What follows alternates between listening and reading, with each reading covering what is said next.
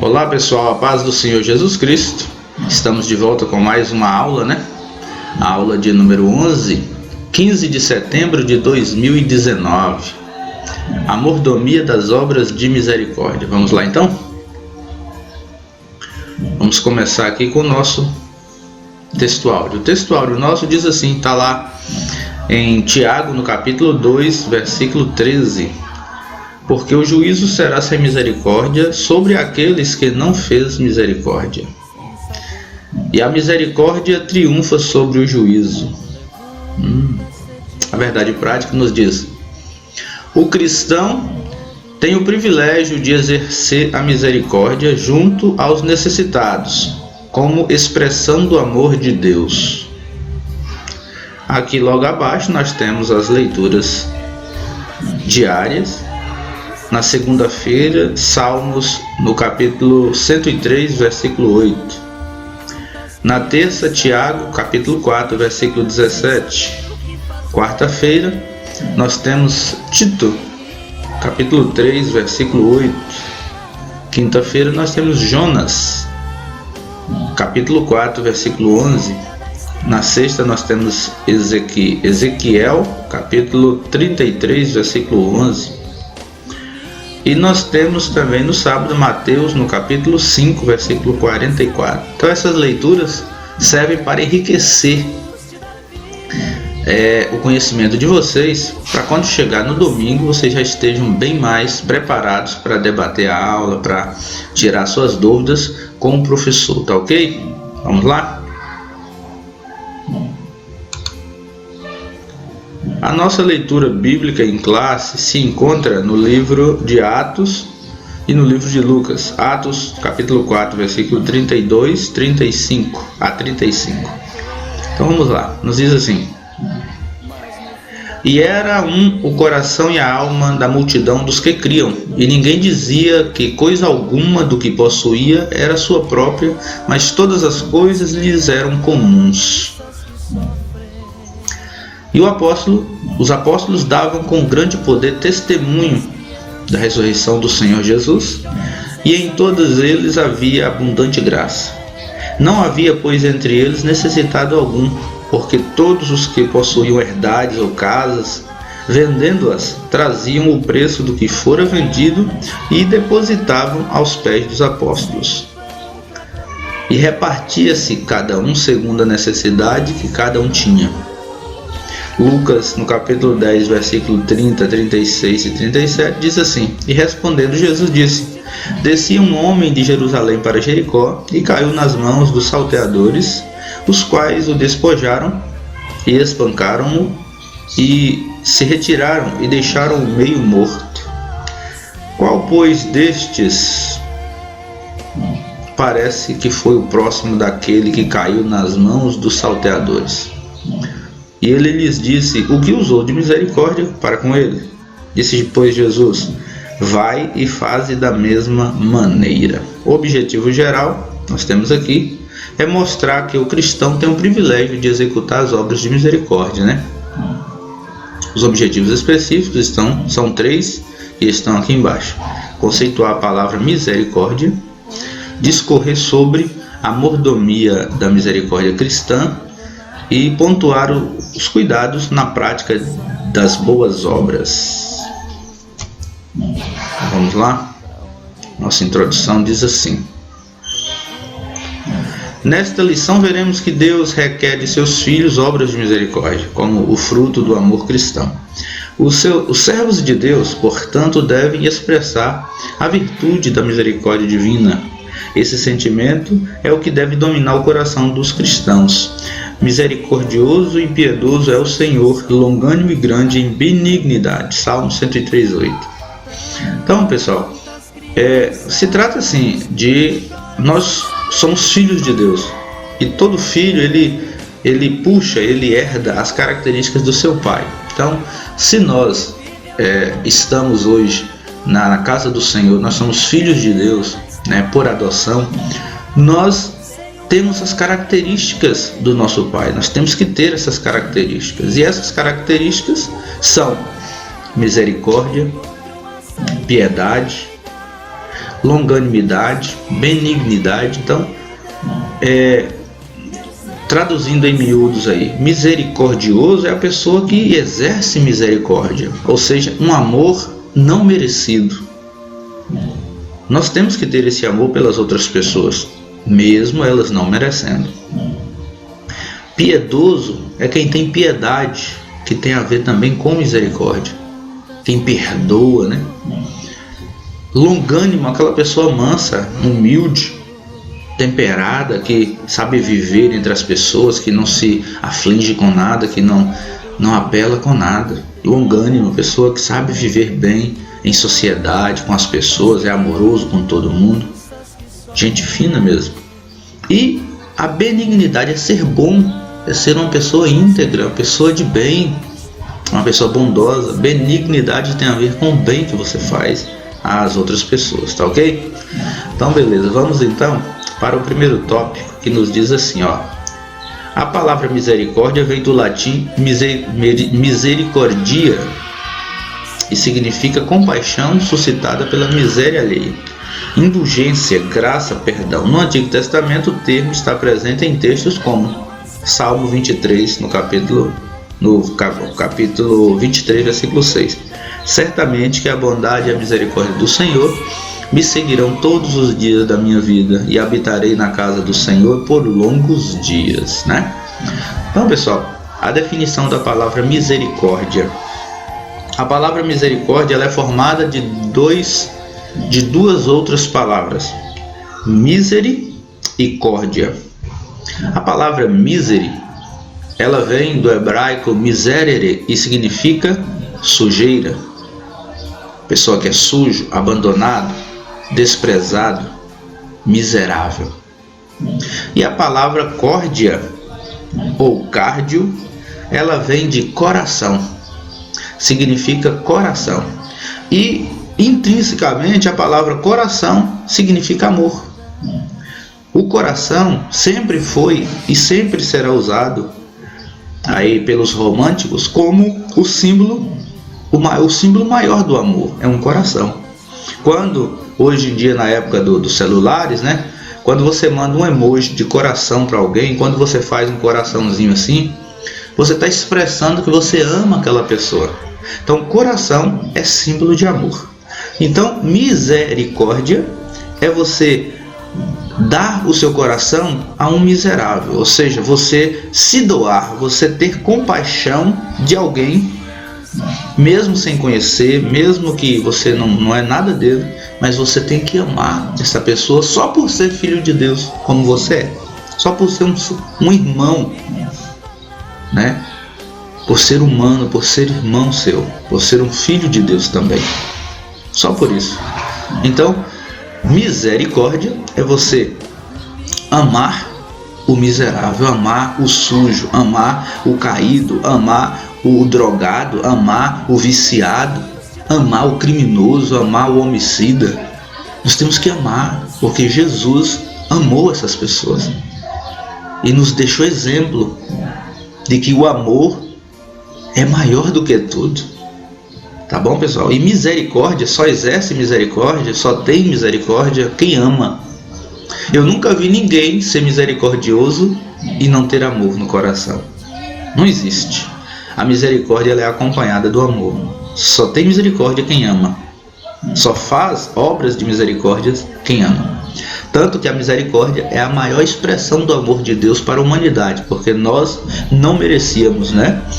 Lá em João, no capítulo 1, diz que o Senhor veio para o que era seus e os seus não receberam. Mas todos aqueles que receberam, nós, gentios, Ele deu-nos o poder de se tornar filhos dele. Então, o Senhor veio para o povo de Israel. O povo de Israel rejeitou Jesus. Aí Jesus se voltou para nós, né? Então, isso é que é amor. Nós não merecíamos. A Bíblia diz que todos pecaram e destituídos estavam da glória de Deus. Ou seja, não tínhamos como voltar a Deus, não tínhamos como entrar no paraíso, não tinha como herdarmos o céu da maneira que estávamos.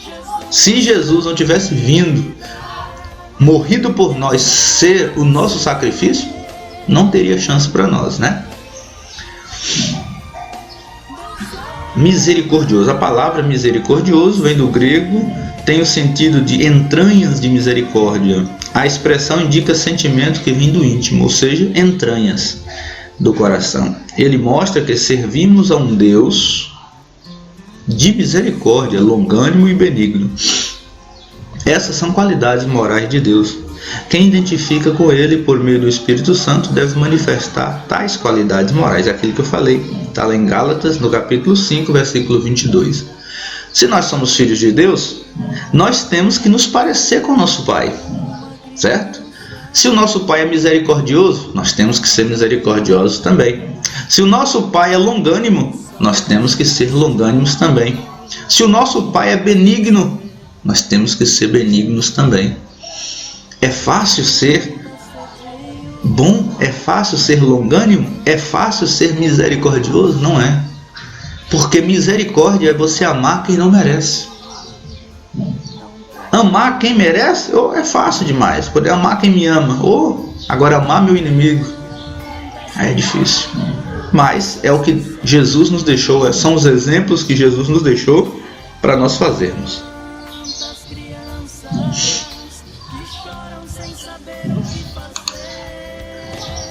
O primeiro tópico diz assim: a mordomia da misericórdia cristã. Misericórdia é como o amor, pois ela só tem valor se praticada. As obras de misericórdia estão inseridas no contexto das boas obras inerentes à vida de todos os salvos em Cristo Jesus. Então, pessoal, as boas obras, isso é lindo a pessoa fazer. Está no DNA do cristão. Fazer boas obras, fazer o bem sem olhar a quem. Então, isso é maravilhoso, temos que fazer isso. Agora, obras de misericórdias na prática, vamos ver o que é isso? Na Bíblia, qual foi a obra que o Senhor fez na Bíblia? As obras, né, que Ele fez várias. Mas vamos ver quais as obras que o Senhor fez na Bíblia, que está escrito ali, que está nas suas parábolas. Uma chamou a atenção da gente aqui, nós vamos estudá-la, que é a do bom samaritano. Ela se encontra no livro de Lucas, no capítulo 10, versículo 25 a 37. Se vocês quiserem conferir, podem. Jesus respondeu a um doutor da lei acerca da vida eterna, e ele disse que diante de um homem assaltado, caído à beira do caminho, 3 personagens se destacaram. Vocês sabem quais são esses personagens, eles são bastante conhecidos de vocês. Um sacerdote, um levita e um samaritano. Pessoal, o primeiro, o que é que aconteceu? O sacerdote, vendo o homem caído, passou de largo, fingiu que não viu. Quantas pessoas estão fingindo que não estão vendo a miséria alheia? As pessoas se destruindo. Pessoas cometem homicídio, cometem suicídio na sua frente, você finge que não vê. Pessoas que estão do seu lado, vizinhos que estão morrendo do seu lado, sem você ter falado de Jesus para ele, sem você ter mostrado para ele que Deus é maior, que Jesus salva, que Jesus cura. Quantas pessoas estão fingindo que não vê um caído, né? Quantas pessoas estão no mundo das drogas e você não diz nada, você não prega para ele, você não mostra que Jesus é bom, você não mostra compaixão pela alma dele. Então, muitas pessoas estão assim. E também muitos sacerdotes estão assim, estão vendo apenas seu próprio umbigo, estão cuidando das suas vidinhas e esquecendo o reino de Deus. Muitas pessoas morrendo, e sacerdotes aí, com perdão da palavra, muitos, claro, com toda exceção cabida, muitos sacerdotes se enriquecendo e esquecendo do reino de Deus. Essas pessoas vão pagar um alto preço e Deus não se deixa escarnecer, Ele está vendo tudo. O segundo foi um levita, pessoa que cuidava do templo, acostumado a cuidar. Levita significa aquele que cuida. Os levitas cuidavam das coisas de Deus, do templo, das coisas materiais, da manutenção. Vivia dentro da casa do Senhor, irmãos. Muitas vezes nós estamos dentro da casa do Senhor, Mas a casa do Senhor não está dentro de nós. Às vezes nós estamos dentro da igreja, mas a igreja não está dentro de nós. Temos que colocar ela dentro de nós. Temos que ser a igreja do Senhor. A igreja não é aquelas 4 paredes ali, não. Ali é uma casa de oração, um lugar onde você vai se reunir para adorar e louvar a Deus. Mas a igreja sou eu, é você. Nós somos a igreja do Senhor. Nós somos os legítimos representantes do Senhor aqui na terra. Nós somos levitas, nós estamos aqui para cuidar, zelar. Nós somos mordomos. E olha, eu vou dizer, nós estamos bastante falhos nesse quesito, tá? Todos nós, todos, estamos bastante falhos. Diz aqui o texto que ele ignorou o enfermo, ou seja, estava apressado demais, cuidando dos seus afazeres, que não pôde nem sequer parar um minutinho para ajudar uma pessoa. Às vezes nós estamos tão preocupados com o nosso dia a dia, com a correria do trabalho, que não paramos para dar uma palavra para um amigo, uma palavra de conforto, uma palavra de fé, uma palavra de esperança. Irmãos, nós estamos correndo para enriquecer, para quê mesmo? Nós não vamos levar nada daqui, nós não trouxemos nada para este mundo e nada dele levaremos. Para que essa correria? Para que esse cansaço? Para que essa disposição para conquistar, para ganhar dinheiro? Viva a sua vida, cada dia, cada minuto como se fosse o último, porque nós somos como a fumaça que há poucos minutos você está vendo, daqui a pouco ela desaparece no ar. Quem somos nós, irmãos? Quem somos nós? Não é? Vamos viver a nossa vida para Deus, vamos cuidar do nosso irmão, vamos cuidar do nosso semelhante, vamos ajudar o nosso semelhante, porque nós não sabemos o dia de amanhã. Talvez nós estejamos também caídos pelo caminho um dia desse, e nós temos que encontrar alguém para nos levantar. Aleluia. O levita ignorou. Nós não podemos ignorar nossos irmãos, nós não podemos ignorar a dor alheia. Nós servimos ao Rei da Glória, ao Deus que tudo pode, o Deus poderoso. Nós não podemos ignorar as pessoas. Mas tem um que fez uma coisa linda.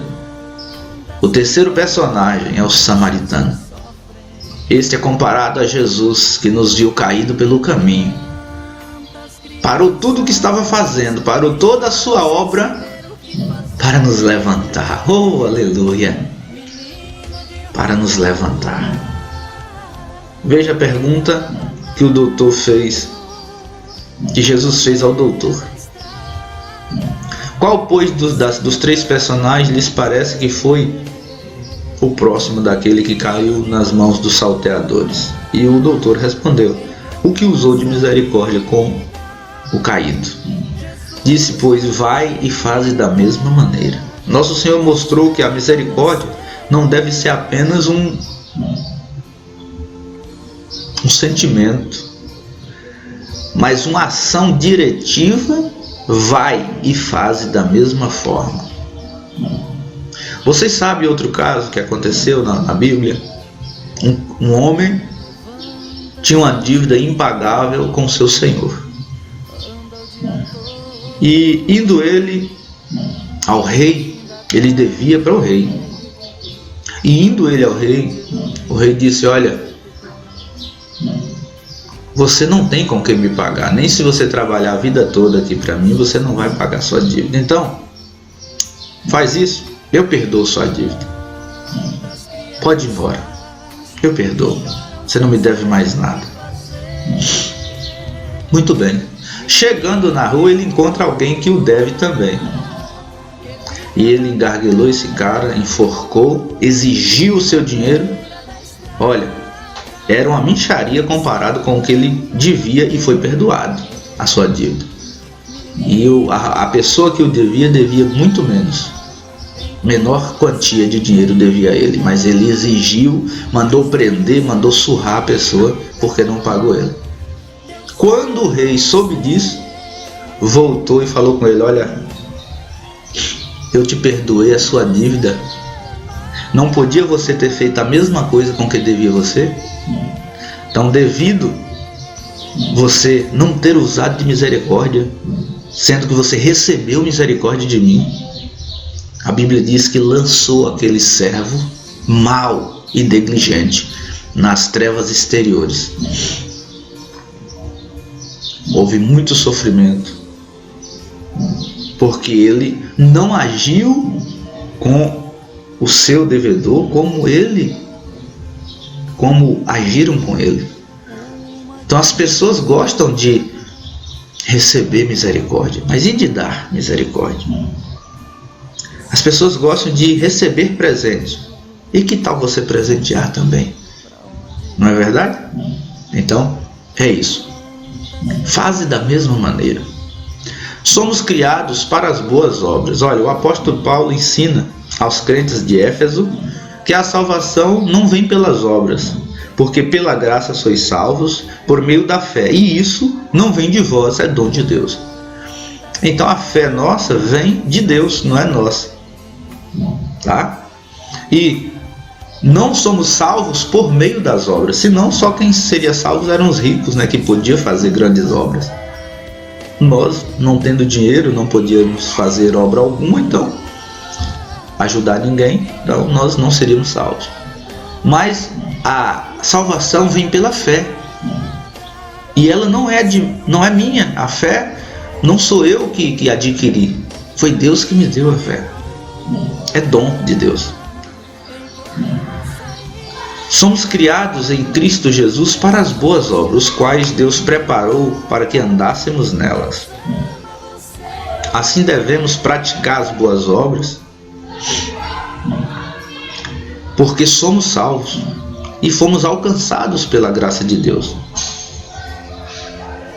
E aos que crerem em Deus, procure aplicar-se às boas obras. Estas coisas são boas e proveitosas aos homens.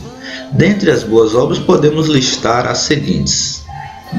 Vamos ver então o 2.1. Olha, na área das necessidades humanas, quem faz obras de misericórdia em prol dos carentes, necessitados, vulneráveis sociais, moradores de rua, está fazendo ao próprio Cristo. Está lá em Mateus 25, 35 e 36.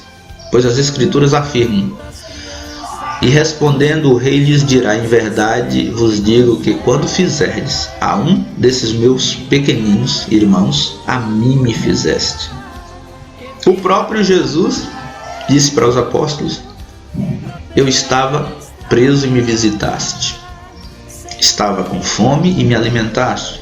Estava com sede e me deste de beber. Estava nu e me vestiste. Aí os apóstolos: Senhor, mas quando foi que nós vimos o Senhor assim e fizemos essas coisas? Ele disse: olha, todas as vezes que vocês fizerem a um desses meus pequeninos, a mim estão fazendo. Então, quando você ajudar alguém, ajude como se estivesse fazendo para Jesus, para Deus. Porque é assim que Deus vê a caridade. Deus vê o amor das pessoas, é assim. Porque que ganho vai ter você? Que recompensa você terá? Você ajudando alguém que está lá na rua, caído, miserável, moribundo, um mendigo, ele não vai poder te recompensar. Só Deus vai poder te recompensar. Você não espere nada dessa pessoa que você está ajudando. Faça isso por amor a Deus e por amor ao seu próximo, por misericórdia, que é um amor não merecido. Então, Deus é quem recompensará você, tá bom? Na área das necessidades espirituais. Pessoal, será que tem muitas necessidades espirituais? Tem. Bastante pessoas carentes de Deus, carentes do Espírito Santo, carentes do Filho de Deus. As necessidades espirituais do homem são urgentes, que o Senhor Deus enviou o seu próprio Filho para salvá-lo. Está lá em João 3,16, né? Esse ato nos lembra quando o profeta Jonas entristeceu-se por causa da compaixão de Deus pelo povo de Nínive. Eis, porém, que o Senhor lhe respondeu: e não hei de eu ter compaixão da grande cidade de Nínive?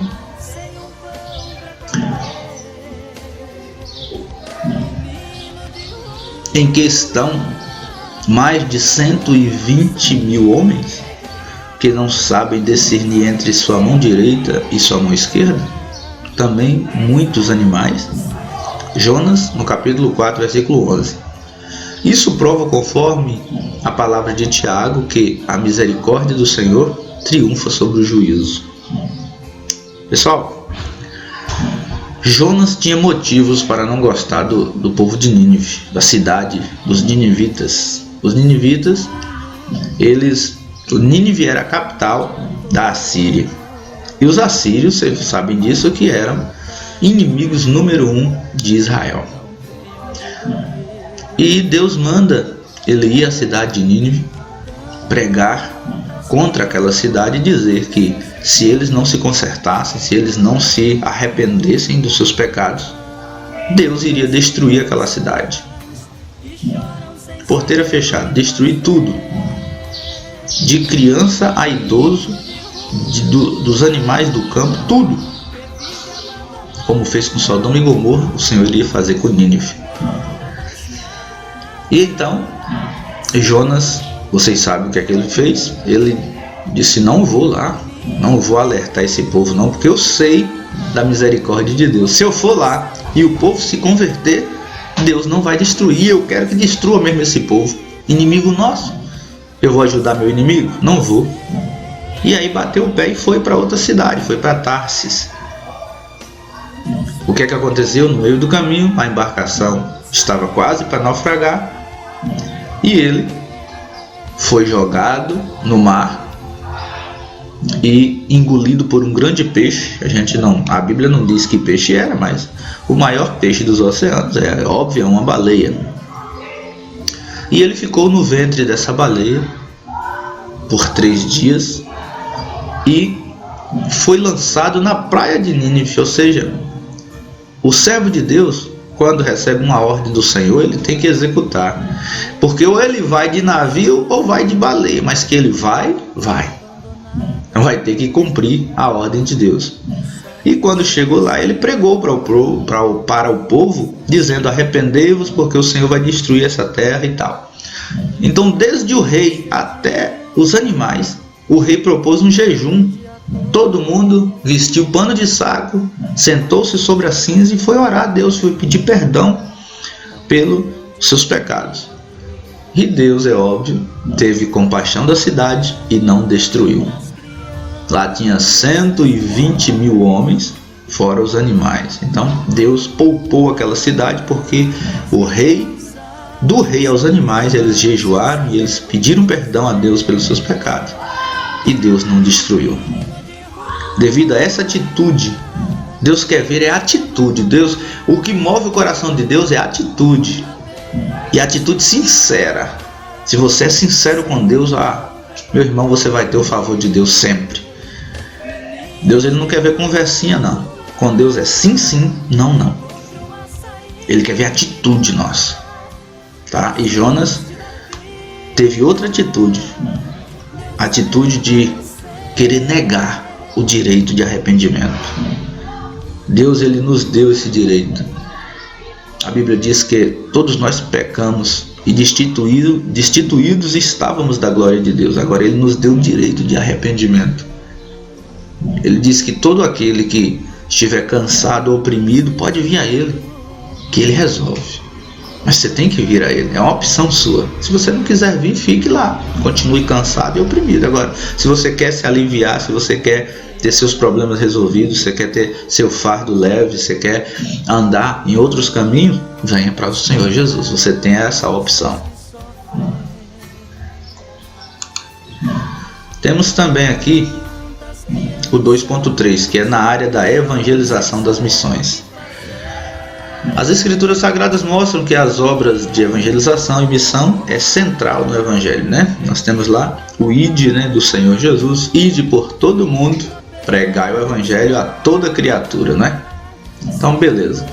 Não dizeis vós que ainda há 4 meses até que venha a ceifa? Eis que eu vos digo, levantai vossos olhos e vede as terras, que já estão brancas para a ceifa. João 4, capítulo 4, versículo 35. É muito claro a necessidade espiritual do mundo. Infelizmente, o investimento na obra missionária ainda é muito pequeno. Então, pessoal, o mundo está esperando a colheita. O Senhor Deus está esperando a colheita. Não vai demorar muito para que o Senhor venha fazer essa colheita. Os campos já estão brancos e as pessoas estão querendo santificação, as pessoas estão querendo mudança de vida. Mas tem que ouvir a palavra de Deus, que é quem transforma o homem. Tem que dar lugar ao Espírito Santo de Deus, é quem convence o homem do pecado. Mas os corações, o Senhor está dizendo que já estão brancos para a ceifa, ou seja, estão amadurecendo. As pessoas estão precisando de Deus, estão querendo Deus. Falta a gente falar, falta os missionários chegarem, falta investimento em missão, falta falar. As pessoas estão ansiosas por conhecer Jesus e Jesus por conhecer as pessoas. Agora, quem apresenta Jesus às pessoas somos nós. De um modo geral, gastamos muito em outros empreendimentos, em objetivos pessoais, né? Mas em missão e na evangelização ainda muitas almas perdidas. E é verdade, né? A falta de misericórdia pelos pecadores. Há uma negligência flagrante por parte de muitas igrejas na pregação do evangelho, né? Tem igrejas por aí bem fechadas, né? A questão da evangelização. Eles estão preocupados, né, em crescer-se e tal, mas talvez não estão preocupados muito em multiplicar-se. A Bíblia mostra que Deus amou o mundo. Ele não amou um grupo de pessoas privilegiadas, ele amou o mundo. E se você e eu nos sentimos aí os santarrões, saiba que Jesus, ele, em certa feita, ele foi criticado porque Jesus andava, ele pregava a palavra de Deus, né? Melhor dizendo, em prostíbulos. Jesus pregava a palavra de Deus à beira do rio. Jesus pregava a palavra de Deus na sinagoga. Jesus pregava a palavra de Deus comendo, andando, sentado em cima de monte, no deserto. Ele não tinha época nem lugar para deixar de falar as palavras do seu Pai. Então, por que nós vamos parar? Por que nós vamos achar que o nosso grupinho já está fechado e que não cabe mais ninguém? O reino do Senhor é muito grande. A igreja do Senhor é muito grande. Eu não estou falando da física, não. A igreja do Senhor, a universal igreja do Senhor. A igreja universal, ou seja, a igreja que o Senhor propôs para o mundo. A igreja que vai subir para o céu. Essa é enorme, essa igreja não tem fim. Sempre cabe mais um. Aí o Senhor foi questionado, porque andava com essas pessoas. E Jesus falou: olha, por acaso precisa de médico quem está são?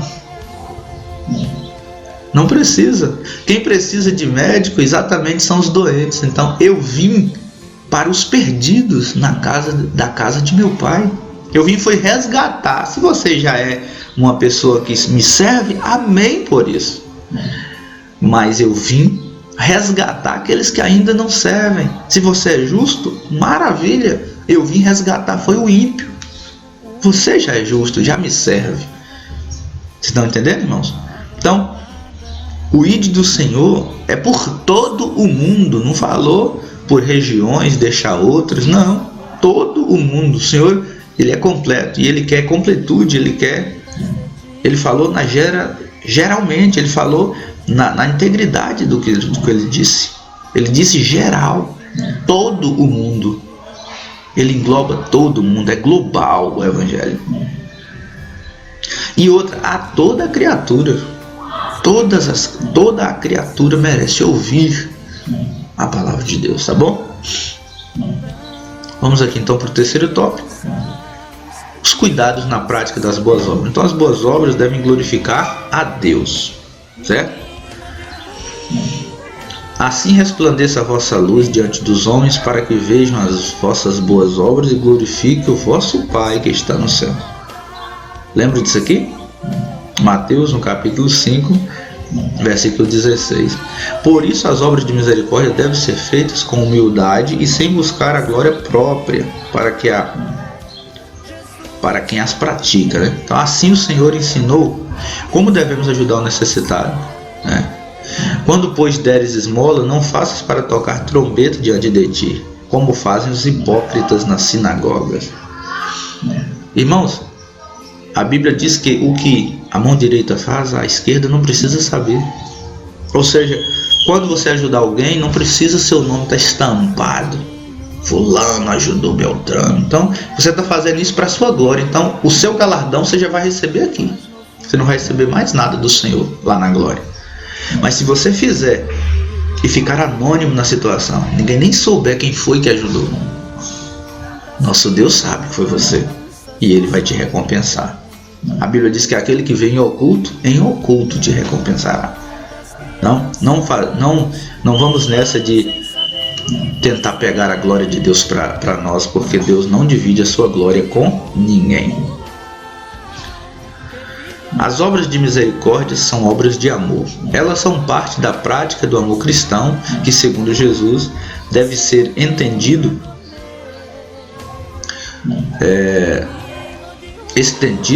até mesmo aos inimigos, né? Jesus mandou nos amar nossos inimigos. Nesse sentido, o apóstolo expressa esse ensino, porquanto, se o seu inimigo tiver fome, dá de comer, se ele tiver sede, dá-lhe de beber, porquanto, fazendo isso, amontoarás brasas de fogo sobre a sua cabeça. O camarada não vai entender como é que ele é seu inimigo declarado e você o ajuda. Então ele vai falar, cara, esse cara é demais, eu não posso destruir esse cara. Não posso destruir essa mulher, este homem de Deus, porque eu estou há tanto tempo tentando destruir ele e ele me ama dessa forma. Então, somente a graça de Deus e na força do Espírito Santo o cristão pode cumprir o mandamento de amar os seus inimigos. Eu acho que o maior exemplo de amor aos seus inimigos ou às pessoas más foi quando Jesus, sendo morto pelos judeus, perdoou a todos os judeus que cuspiram, que bateram, que ofenderam, que humilharam, que falaram algo sobre ele, que blasfemaram dele. Ele disse, Pai, perdoa-os, porque eles não sabem o que estão fazendo. É a coisa mais linda, irmãos, o que Jesus falou ali na cruz, o perdão que Jesus deu aos seus algozes, aos seus assassinos. Então, obras de quem é salvo. Tiago diz que as obras dos salvos devem ser a expressão da fé, a qual sem elas de nada aproveita. Ou seja, ele exemplifica esse ensino referindo-se aos carentes, sendo despedidos de mãos vazias. Neste caso, nenhum proveito se materializa. E conclui assim também, se não tiver as obras, é morta em si mesma a fé, né? A fé sem obras, ela é morta. Segundo Tiago, as boas obras é o testemunho da fé perante os homens. Então, se eu professo o amor de Deus e eu não demonstro esse amor, ninguém vai saber que eu amo. Se eu amo minha esposa e eu nunca demonstrar esse amor por ela, ela nunca vai saber que eu a amo. Se eu tenho um filho meu, uma filha, e eu nunca demonstrar esse amor por ela, ela nunca vai saber que eu a amo. Amor se demonstra, se mostra, se pratica. Misericórdia se pratica. Bondade se pratica.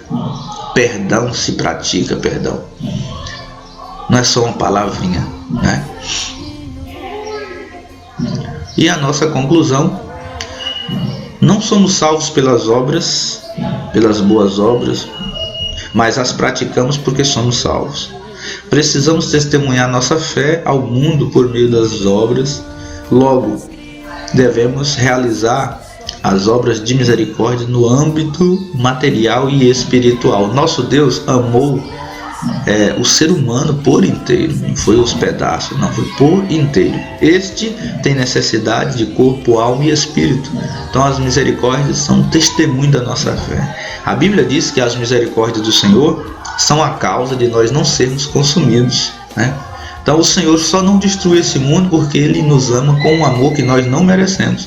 Este amor, ele é ágape, ele é misericordioso, um amor que não pede nada em troca. Este é o amor que Jesus tem por nós, que Deus tem por nós. Tá bom, pessoal? Que Deus em Cristo Jesus vos abençoe, fique na paz do Senhor e até a próxima aula, se assim Deus permitir.